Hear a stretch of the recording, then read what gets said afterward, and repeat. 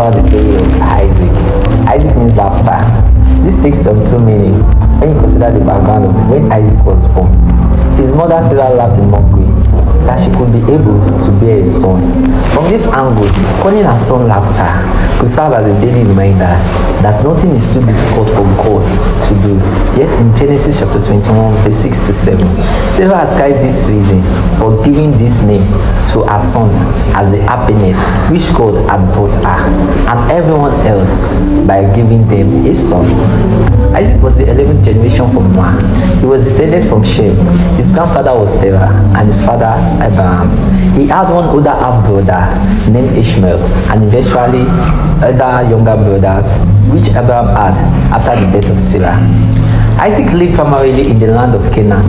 He lived as a sojourner, moving around often, which was needed for feeding his large herds. He lived near the region which was controlled by the Philistines, showing that their influence dated back to well before the time of David. It was a time in the world when there were almost no followers of the one true God.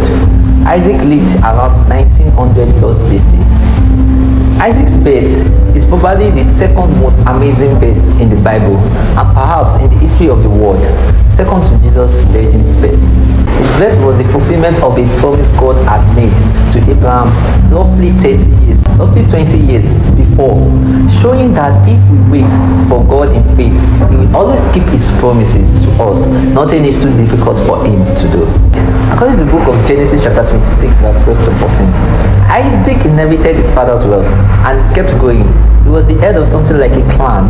They planted crops and raised flocks of animals. Many speculate that Abraham was at one point a trader or businessman.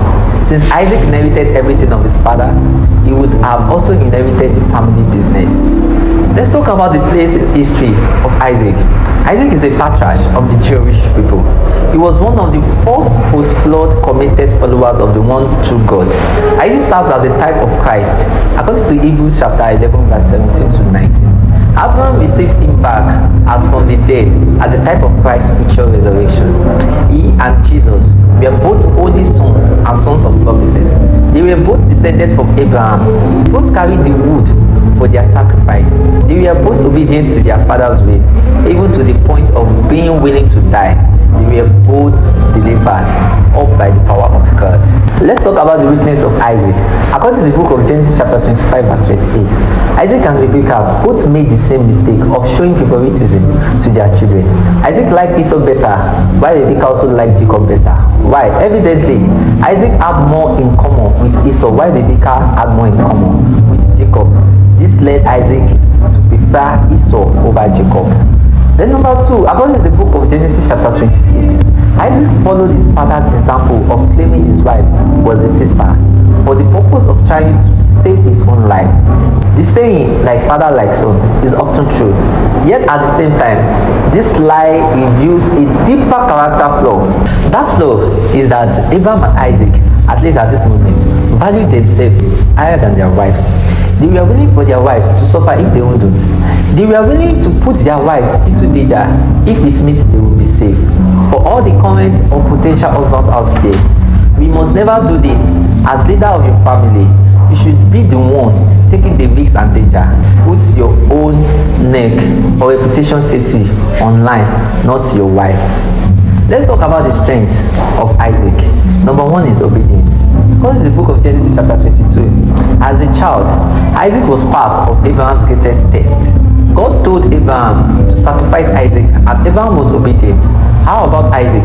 At no point in the story does he run away or throw a temper tantrum.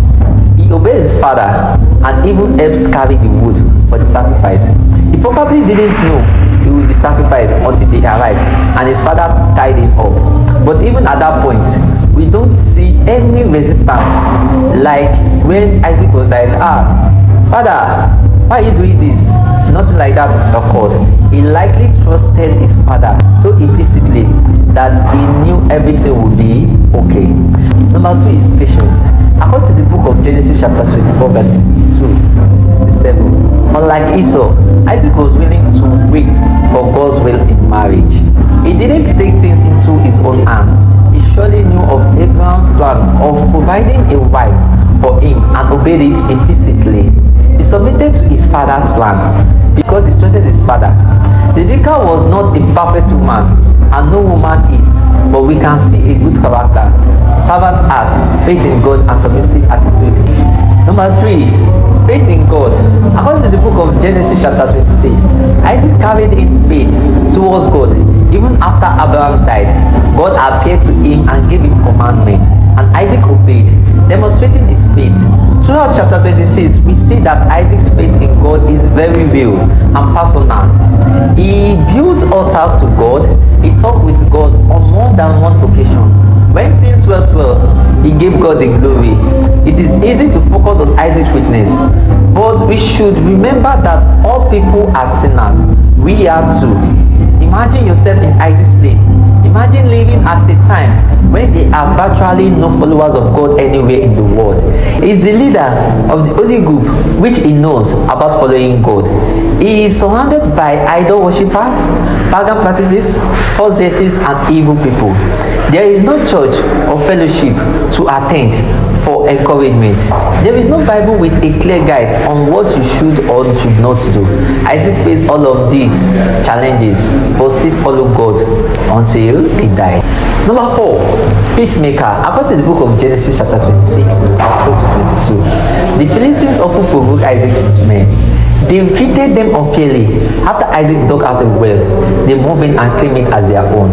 Instead of faithfully fighting or demanding that his rights be satisfied, Isaac didn't do that. Isaac wisely saw a simpler and more peaceable course. That is, he just moved away and dug out another well. This happened 2 times, and both times he let it go. This demonstrates a lot of wisdom and humility in Isaac.